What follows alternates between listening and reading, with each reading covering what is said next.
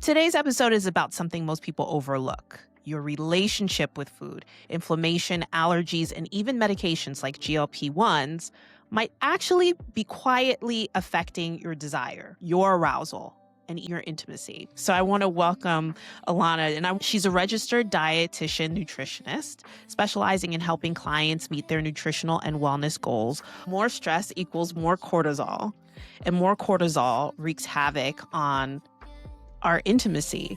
How do you even begin the process of untangling that with food? When we say it's all connected, it is all connected. If we're out of balance, that can lead to psychological impacts like anxiety and depression and a low libido. So it feels like it's trying to fight a fire, and survival comes before sex with our bodies. If we're not eating, if we're overeating, this ties into our body image, how we feel, energy, stress, anxiety, all of this plays a huge part. The other thing is serotonin, which regulates mood, sleep, cravings, appetite. 90% of serotonin is made in the gut. Mood affects desire. It's pretty remarkable. Really? But also, yes. Let's talk about it and how to nourish your body and start to feel like yourself again.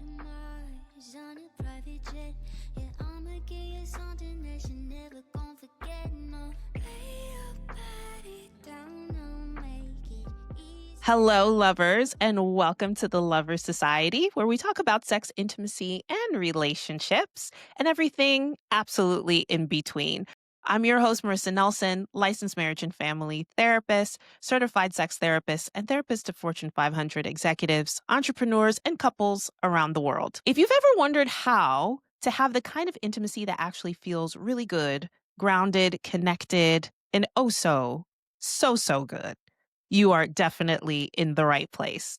So today's episode is a really thoughtful one, something that I've been thinking about for quite some time, and something that I think is so universal to how we live, how we love, and how we experience our lives, which is food. So you deserve a body that feels safe to enjoy pleasure in, no matter what season of life you're in. So whether you're navigating body changes from GLP-1s, living with chronic inflammation, or feeling disconnected from your desire, let's talk about it and how to nourish your body and start to feel like yourself again. So I want to introduce you to Alana, who is, not only is she sweet and wonderful, but she's incredibly focused, especially on food allergies and the intersection of anxiety, food allergies, and how you nourish your body, how we really reimagine our relationship with food.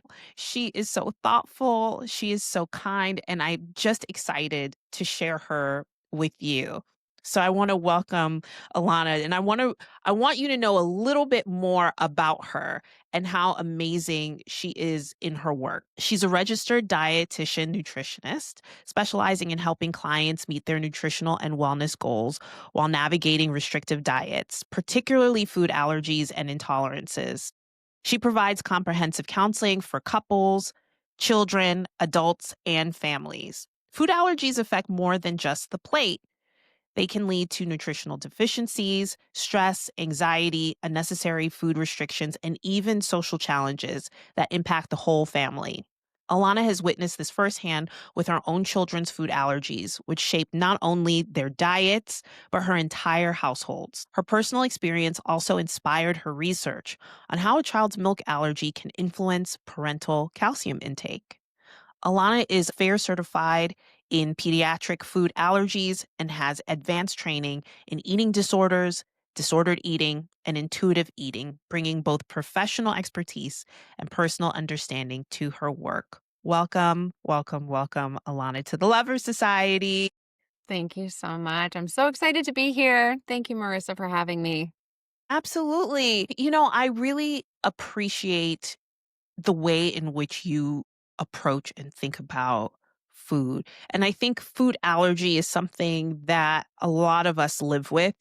Personally, I have a gluten allergy, and I didn't find out until much later. Actually, it was like a couple weeks before my wedding when I found out that I just couldn't, stress was really kind of making it harder.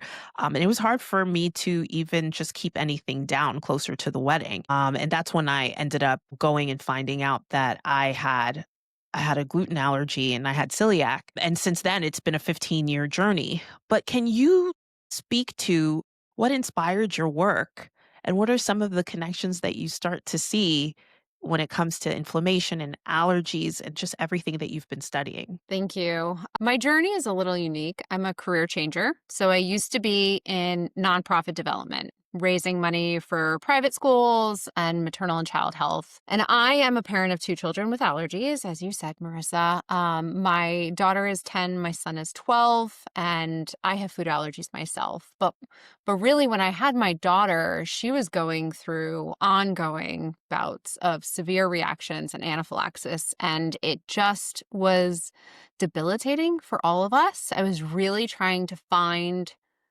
some empathy and compassion in the medical world. I felt like it was falling short. I didn't feel supported. It was a very difficult emotional time, high anxiety. And so I was trying to think about what I could do to really give back and make a difference in my life. Yes, I was in fundraising. Like, the purpose of being in fundraising is to help others, to give back, but I didn't feel like I was really touching people. I felt like I was raising funds for the big picture and not really making those connections. And so when I saw this hole, I jumped right in. I mean, this knew, like, the second that I identified an area that I really needed support, I knew that there was an army of people, especially moms, that were struggling. And so I went back to school. I knew I was going to go into private practice to work with these families and individuals that were diagnosed later on.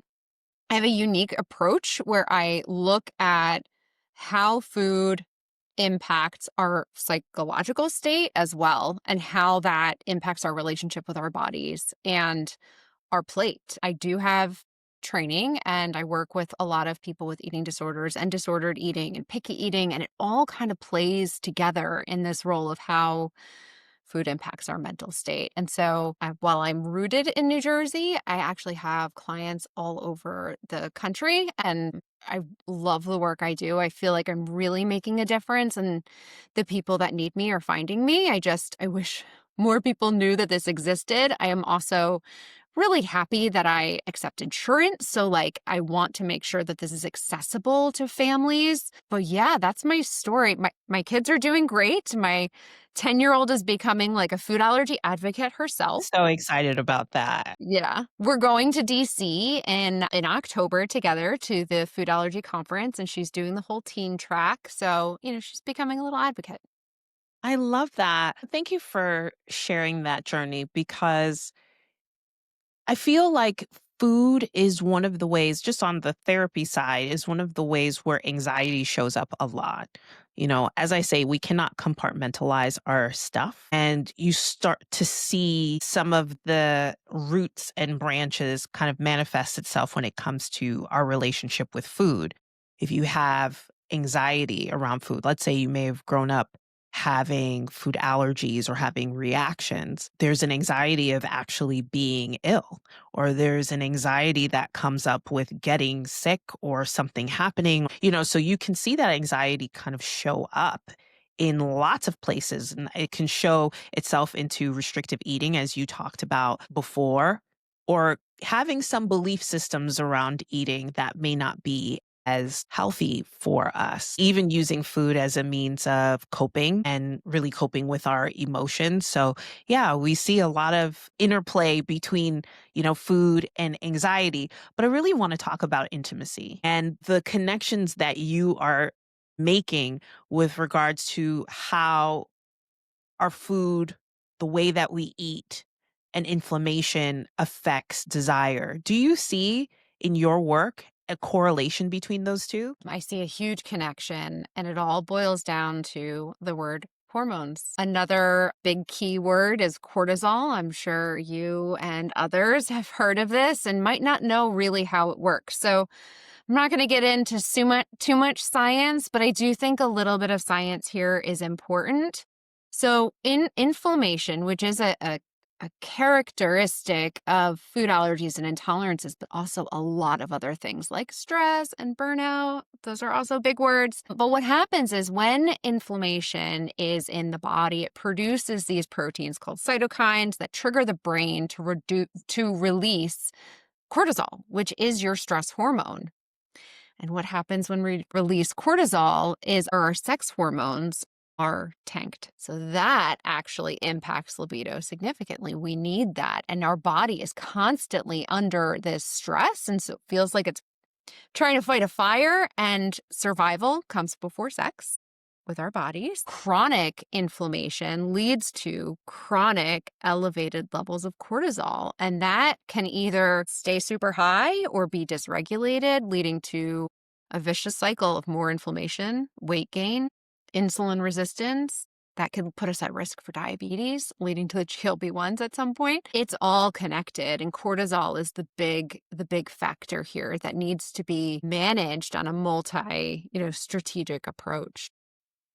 That's so fascinating because actually, so many people, so many of us experience anxiety, but you don't realize what cortisol, which is a stress hormone, how that actually impacts you, maybe even long after your anxiety episode has resolved, or what it means to be in a chronic state of anxiety. Self induced, meaning like thinking about, my goodness, my kids, my family, what time do I have to get my daughter to ballet? And then also thinking about work stress and all of the other life stressors that are happening. And then you're thinking about hormones and the interplay of how hormones are also interacting. And so, how do you even start the process of moving forward when you know that, okay, more stress equals more cortisol, and more cortisol wreaks havoc on our intimacy and our feeling for desire? Because as you said, and as I know very well, survival over sex, that's what your brain says all day, every day. How do you even begin the process of untangling that with food? It's tricky, and it takes time. So the first step is really to understand who I'm working with and understand all of their pillars that could be impacting diet, right? I look at all of these pillars: sleep, stress, where they're at in terms of burnout, where they're at in terms of what they're eating. I call myself a holistic provider because I look at everything and how it's woven into this web. I say it's like a ball of yarn that even if we start untangling it slowly, we're making progress. But having that connection first and foremost is important, because otherwise we hit a wall and we're not really getting to the root. Like, there's a lot of things we could do nutritionally, but not getting to the root and making sure that you're fed and slept, like able to be sleeping, it's going to be hard to see changes. Also, as you say, like once we get into that chronic high cortisol state and burnout, it's really hard to get out of it. And then you throw food allergies and intolerances and the daily stress of trying to stay safe, or self identifying what your intolerances are, which is really difficult to do. Your stress is constant. And so my approach is starting with the facts on what we know. What intolerances do we know? What allergies do we know? We look at testing. We start making small changes with diet, and I make sure that there's consistent food being taken in, because usually when we're stressed, we stop eating or we overeat. So there's a lot of different interventions depending upon the person, but I try to tackle them while having some consistency in meals, food relationship with your body, but it is a web for sure. Yeah, it is. And I'm also thinking about how food intolerances affect blood flow. Things like desire, your sexual response. I would imagine if you're in a state of anxiousness and that is affecting maybe not wanting to eat, and you are not properly nourished, or you've had a long night awake. I have a lot of clients who also have kids, both young and older, and you're just up a lot later and not sleeping as much. How does that affect just your body in general? And how do you notice? Great question. So, I just want to sort of differentiate allergies and intolerances for a moment, if that's okay. So, Yeah. allergies can manifest itself in a few different ways, but generally they are immediate and they can lead to life threatening anaphylaxis. They lead to hives. The symptoms are different. Sometimes people come to me and they're really not sure what they've got, and I help spend the time with them to identify. An intolerance and a sensitivity is generally typically the GI tract not being able to process or break down food correctly or appropriately. It can lead to malabsorption, which is not absorbing your nutrients properly, whereas allergies can cause more systemic reactions. So I just wanted to throw that out there. That's wonderful distinction. Yeah, thank you. So ultimately, when you have a GI trigger or an intolerance that triggers your GI, your gastrointestinal tract to react, it's triggering a stress response. This is all going to come back to stress. That fight or flight, where your body doesn't know, am I being chased by a grizzly bear? Or am I being spoken to rudely by my supervisor? Or am I trying to get my kids to school on time? Right? That's The right. body doesn't know. So we're going back to survival. And blood flow, physiologically, your blood flow is going to be diverted to those primary organs: your heart, your brain, your muscles, because that's what you really need if you're being chased by a grizzly bear. You need to get out and get to safety, which means ultimately less blood flow to your reproductive organs. Of course, blood circulation is key in arousal, and so that gets severed. And it's, again, malabsorption can be an area that can be impacted by intolerances, and then your nutritional vitamins that you would be getting through your GI isn't absorbing. And that's also important for circulation, like iron and your B vitamins. So, yes, there's a lot of connections here. And not to mention the physical discomfort you can have when you have intolerances. It can lead to bloating, poor body image, pain, and those also impact sexual desire and arousal. Absolutely, because then it's your your the way that you feel about yourself. And I definitely have a lot of I've seen people who feel like I don't feel like myself. I don't feel like I look the way that I would like to look. I don't feel attractive, or I don't feel sexy, or I feel bloated. And so I don't want anybody to touch me, let alone be intimate. So you can see how that translates itself, where you can experience bloating. And many times when you ask people, like, because I was having a conversation with a very good girlfriend, and she was like, "Oh, I've just been experiencing so much bloating. It's probably just PMS."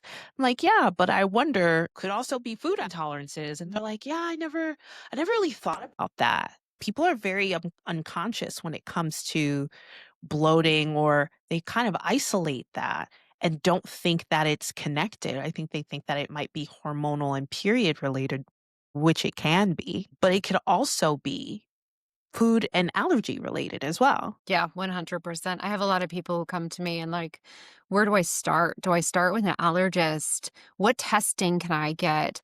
And really, best practice is start with your history.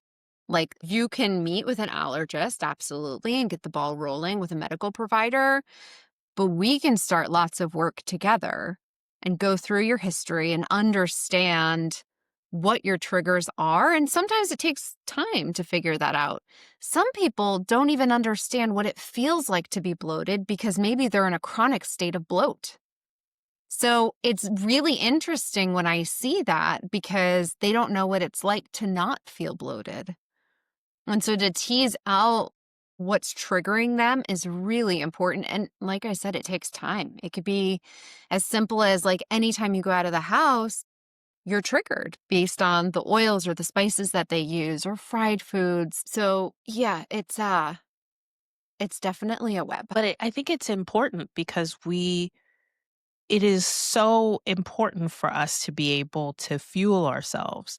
And you have to have enough fuel to even desire, to even be able to have the energy for your life, particularly if you are, as we get older, we need a lot of things just to help us feel a sense of more energy. We go through things like brain fog if you're perimenopausal, like all of these different things that we're constantly having to attune ourselves to our relationship with our body so that we can understand, what do I like need even today? And is that different from what I needed yesterday? We're always having to figure out what works for our bodies, what works for us, and eating for what we need in this moment. And sometimes we just don't even know where to start, because when you're busy, you're just going to sometimes you just grab whatever is available, and we just are trying to have better habits and learn better habits so that we can, for some have weight loss goals or just be able to feel like ourselves again. Can you talk a little bit about the gut and the brain? I know that there's been, I would say in the last couple of years, a big focus on gut health. And, you go to the supermarket and see lots of probiotics, really now elevating the importance of gut health. Can you talk a little bit about that as well, and how that affects us overall, and how that might even have implications for our intimacy? Yeah. So this is one of my favorite topics to provide education on. The gut-brain axis is a two-way communication method that links your brain to your gut. It's through the vagus nerve. So maybe some people have heard of that, or vagal theory. And this impacts everything. So if we are in a chronic stress state, one of those signals, which is huge, called hunger cues, gets severed because we're not able to listen. Are we hungry? Are we not hungry? And it takes time to understand and relearn what those hunger cues are. And I work with a lot of people. I work with kids with disordered eating and eating disorders, up to adults with the same, and just losing touch of what that means, or feel like they're overeating and verbalize that, but don't know where fullness is. So I think that's a huge area. Then we look at the gut microbiome, because that's one side of this gut brain axis, right? Is the gut needs to be in a balanced state, have balanced microbes. We've got lots of beneficial bacteria and some not so beneficial bacteria in our gut, and we need a perfect balance. But if we're out of balance, that can lead to psychological impacts like anxiety and depression and a low libido. So yes, having this balance is really important. The other thing is serotonin, which regulates mood, sleep, cravings, appetite. 90% of serotonin is made in the gut. Mood affects desire. Yeah, it is, it's pretty remarkable. But also, Really? yes, yes. So, and if we're so stressed and burnt out, our brain isn't able to signal and to listen to those communication channels. So when we say it's all connected, it is all connected. And again, if we're not eating, if we're overeating, this ties into our body image, how we feel, energy, stress, anxiety, all of this plays a huge part. And so me and my clients, we go through what hunger cues are. We start to re-identify what they are. We try to get on a schedule to try to get ahead of that. But again, we need to still go back to the root cause, looking back at those pillars. Are you sleeping? Are you eating? What are you eating? Do you have any allergies or intolerances that are throwing a monkey wrench into the mix? But yes, to answer your question, I see a huge connection with intimacy and the vagus nerve and those communication channels. Yeah, absolutely. You talked about the web of how gut health can affect all of these things that I promise you, I didn't even know. How can you tell if someone's diet is impacting their sex life, or even just their life in general, and they have no idea? We talked about, where do you start? It's complicated, but there's a path into holistically, understanding hygiene. How are you eating? How are you sleeping? What stressors you have in your life? What does your relational health look like? What does your health look like? And, looking at all of these pillars in your entire lifestyle, and really trying to find balance in all of these different areas, using nutrition as a way to support. But how do you know? Because so many of us are just moving through our lives and we have no idea. How can you start to tell? All comes with how you feel about yourself, physically and mentally. Chances are, if you feel sluggish, bloated, unwell, fatigued, chances are your sex life is feeling that too. So I would start with conducting a self assessment of overall mental health. Are you struggling with anxiety? Do you have a poor relationship with food? Do you even know where to begin to assess that? How do we feel about our bodies? Are we moving? That gets endorphins moving, even like taking the stairs instead of an elevator. I know it sounds silly and basic, but it's real. Are we burnt out? Which is very, very, Very very real. common. Yes. And that is like the complete mental, physical, and emotional exhaustion. And I feel like Absolutely, and we I carry think that. that it's important because if you're burnt out, you are functioning from a place of survival, and we know that consciously, but we make different choices when we feel burnt out. When you are tired, you are less likely to wanna move. When you are burnt out, you are less likely to want to engage, maybe to go out as much, maybe to be intimate, maybe to take care of your own needs. Maybe it's harder for you to cook a good meal for yourself and it's easier for you to grab something. There's no shame in all of it, but I just think that it is a way to acknowledge and even just to see. I wonder, where do I feel like I am in my body and in this season of my life right now? Do I feel overextended in all of these different ways? And if I do, how is this showing up in my ability to really take care of myself? How is this showing up in my ability to really take care of myself? Or is a lot of my energy, the energy that I do have, focused on taking care of somebody else or of other people? And now this is a calibration of how do I elevate myself and allow myself to give myself the nourishment, the love, the attention that I need. I definitely think that I want you, if you feel like you're in a particularly busy season of your life, how do you begin to self care? And I think the one thing that I will share is that self care is not just bubble baths and manicures and pedis, although that's fun. And I love that. I always say orgasms first, then toes. But when it comes to something like self-care, nourishing ourselves is one of the biggest forms of self-care that we can give to ourselves. Really being able to notice how we feel in our bodies and if we feel uncomfortable, really starting to get to the bottom of what that means for us and starting to work a plan and bring in providers and support systems and to really find providers that listen to you so that you can get the support that you need. Okay, I'd like to ask a question about GLP-1s. It's something that I certainly have many people that I know and love that are on GLP-1s for everything from weight loss to diabetes management.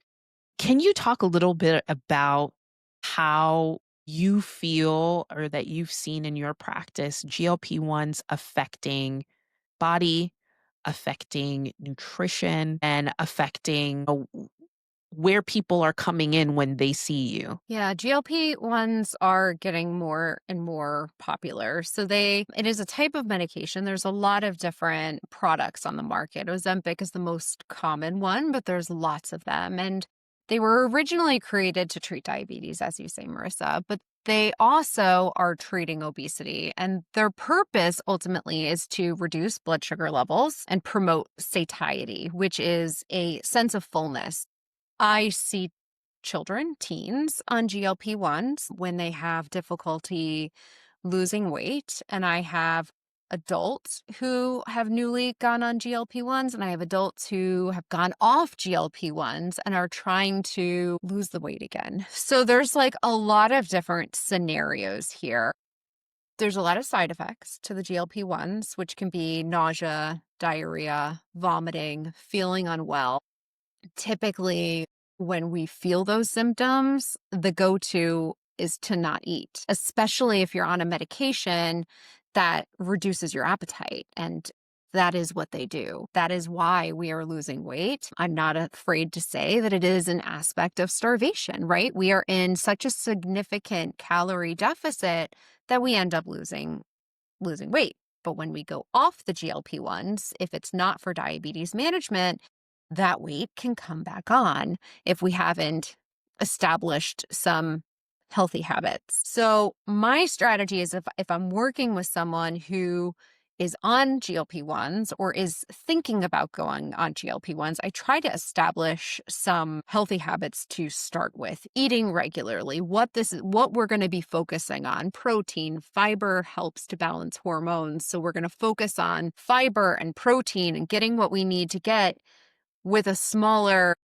quantity, right? Because the stomach isn't going to be able to tolerate very much food. And I have a lot of clients who really have bought into this and want to make sure that they're nourishing their bodies and still have limited their intake because of the medication, but are on low levels of the medication, really focusing on getting the most bang for their buck and as far as nutrition, and are doing great. And we really want slow and steady weight loss in any aspect, on or off a GLP-1. If it's rapid weight loss, it's more likely to come right back, and we're not doing it in a healthy, sustainable way. And anyone who's going on GLP-1s, they want sustainable weight loss. They don't want to get off the medication and have it come back. But it's hard to do alone, especially if, again, going back to all of these pillars, if we're not sleeping, if we're burnt out, if we don't know how to build a plate, if we don't have those strategies in our back pocket on how to feed ourselves, if we have no time to cook. So the GLP-1s are great and serve a purpose, but I do caution that you do need a nutrition plan in place if you're going to be on those medications. Absolutely. That it feels like what's required is a holistic practice and habits that are really going to tackle the root cause of, weight gain, and also what it means for you to, as you move forward with the support of GLP-1s, how are we also looking at these different areas of our life and shifting alongside with it? Because I think that's one of the things that I start to see on the with those who are taking GLP-1s is, the relationship with your body changes. Because let's say you've had an identity of being a certain size all of your life, and now you're noticing that you've lost weight, and maybe does that shift the attention that you get? Are more people talking about your body? Are you used to kind of hiding your body with clothes, and now people are curious about how your body is changing and asking you questions that maybe that you might feel comfortable with or uncomfortable with? And I think about how that also shifts our relationship with our body when it comes to intimacy, when it comes to touch with our partners too. Are our partners happy about this change, or do you find that it's bringing up a sense of insecurity? So all of these things are questions that I want you to be thinking about. And when we do our pleasure work, which is your homework that I'm going to be sending you off with, these are going to be some questions and conversation starters with your partner, because we really want to get underneath and help you understand, as we're stepping into this new reality for myself, how can I create a lifestyle that is sustainable and that allows me not only just to look better, but to feel better and to have it stick around and really give you the vitality, the energy, and the life that you deserve, because that's what all of this is about, anyways. I really had a question because we talk about allergies, and I think about my husband. He doesn't have the allergies that I do, and I don't have the allergies that he does. But I wonder, if two people have different sets of allergies, can you pass your allergy to a partner? Yes. So this might be shocking for some people to hear, but yes, allergy, and especially if we have younger children with allergies, I think this is a huge important topic. Allergens can be transferred through saliva. even through utensils. Research has shown that up to 90% of people can carry allergens in their saliva for up to an hour. But beyond that, I would say about 100%, it's out of their system without interventions for the next several hours. And this has been documented. There's also a potential, now it is rare, but allergens can also pass through seminal fluid, so through semen. And this has also been documented in research. There's unfortunately been a fatality that's been documented that this has happened with. So, yes, allergies and intimacy go hand in hand. I think for our young ones that are exploring dating, they need to advocate for themselves. And we shouldn't be ashamed. I'm a member of the allergy community. I'm a food allergy mom. I've got allergies myself. Like, we shouldn't be ashamed of our allergies, of our condition. We need to get it out there, not only for our safety, but the overall awareness. So we need to communicate this to our partners. And if they're going to be eating the allergens that you can't tolerate, you need to keep away from any intimacy for several hours for your own safety. Keep epinephrine on hand regardless, always, and practice good hand washing if, of course, they're eating any of your allergens, but just be aware that they can.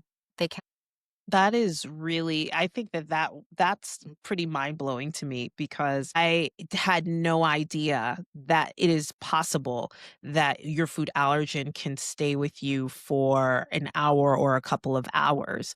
And so I think thank you so much for giving those best practices for if you have an allergy and what that means when you are with your partner. Or if if you decide to play with others, what that even means, kissing your baby or anything like that, that's really big. I think one of the things that I am curious about though is if you could say one thing to your younger self, especially your younger self when it comes to food. If you really thought about what you know now, because you are so knowledgeable, you know so much now. But when you talk to that younger version of you, what would you what would you say when it comes to food or even just love? All of the above, just to don't be afraid to ask for help. Don't be afraid to see a therapist, see a dietitian, see a specialist, anyone who can provide you knowledge and information. I have a very complex personal history with a complicated relationship with my own body and food, which leads me in part to this work. But to seek support, there's no shame in that. I think it's actually empowering. And this generation, we're going to chat GPT. I say to my clients, like, I'll be your fact checker. Like, don't be ashamed to say, oh, I saw this on TikTok. Is it real? Like, it's okay. We can talk about that. There's information out there. And so we don't want TikTok, chat GPT, Instagram to be our primary source of information, but reach out to a specialist who can guide you. If you're on a reproductive journey, look for someone who can assist you with having a better relationship with your sense of self. Thank you so much for your knowledge, your heart for this work. I just really appreciate you and your kindness and just really being able to help us understand what the connections are because I promise you you're doing such incredible work and I appreciate you immensely. Thank you so much for joining us. Where can people find You. you if they want to work with you? Yeah, so allergynutritionist.com. Allergy Nutritionist is my brand. I'm also on Instagram, allergy.nutritionist. But I'm there and I offer free discovery calls. I have someone on my team who's a certified diabetes educator. So anyone interested in learning more about the GLP-1s, we're here to support. So Allergy Nutritionist, and happy to chat with anyone who needs some help. Thank you so much. And what was it like being in the Lovers Society? This was awesome. I love your work. I love you, Marissa. And it's just, Aw, thank it's such a unique topic that doesn't get a lot of attention, and it's so important. So I'm honored to be invited and share how to improve intimacy through a positive relationship with yourself. So And a thank you. positive relationship with our bodies and Yes. ourselves is like the number one thing that we can do to improve intimacy because it's going to be a little harder for you to want somebody else when you are still working through wanting yourself. So, thank you so much for joining us. Thank I'm you. so excited for everybody to know the heart of your work. So, thank you. Thank you so much. All right, lovers. No episode can go without you having your own takeaway and really bringing everything that we've talked about into your own home and into your own heart. So, in today's pleasure work, anytime we're talking about something that feels so deep and meaningful, especially when it comes to our relationship with food and our bodies and intimacy, this is going to be a processing type of a day. I really want you to be able to sit with yourself and just journal through and whatever comes to your heart and your mind, really allow yourself the space to write. Here are going to be a couple of prompts that are going to support you in understanding what those deeper truths are for you and how you are evolving as your body is changing. So I'm very curious and I want you to write this down. How has your appetite for food changed? And has that influenced your appetite for connection, for touch, and for sex? If you're on a GLP-1, I want you to write down how has your relationship with your body shifted since starting GLP-1s? And how does that impact the way that you show up with intimacy? Another thing I want you to be thinking about is how safe do you feel in your body right now? And do you allow yourself pleasure without guilt? Or do you feel like your relationship with food is also shifting in a positive or in a negative or even in a neutral way? If you've lost weight, are you getting more attention from others? And how does that feel to you? What does it mean to be more visible, possibly? And how are you handling that? And what parts of your erotic self are you exploring?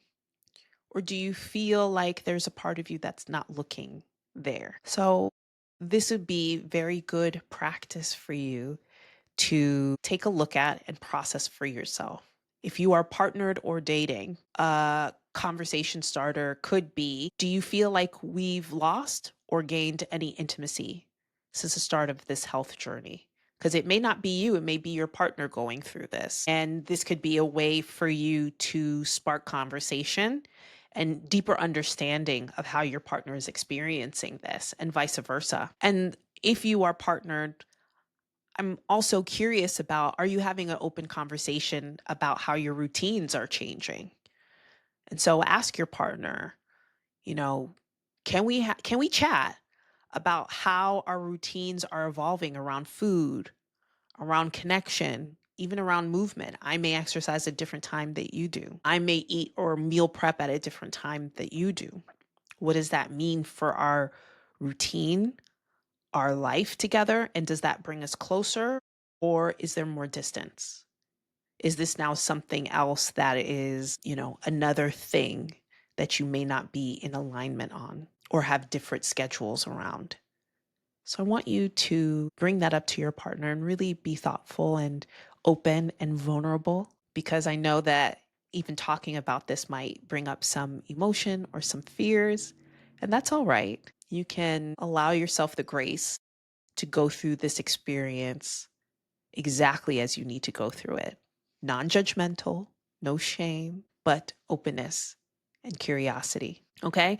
And I want you to let me know, give me feedback and let me know how your conversations are going and what insights you are making.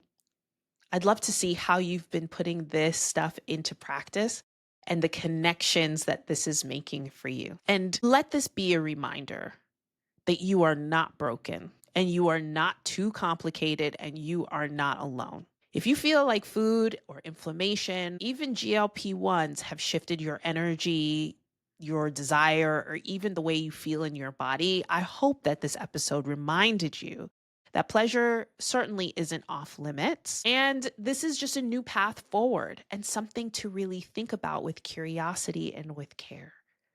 Your body is worth this care, elevating yourself, nourishing yourself in the season. And that includes intimacy. And I want you to be able to feel like you are building that intimate relationship with yourself and taking care of yourself because you absolutely deserve it. If you loved this episode, come find me at www.intimacymoons.com, where we go even deeper with tools, conversations, and support to help you reclaim the intimacy that nourishes you. Or you can find me on social at XO Marissa Nelson on Instagram. I'm looking forward to hearing how your healing journey is going, and I'll see you next time in the Lover Society.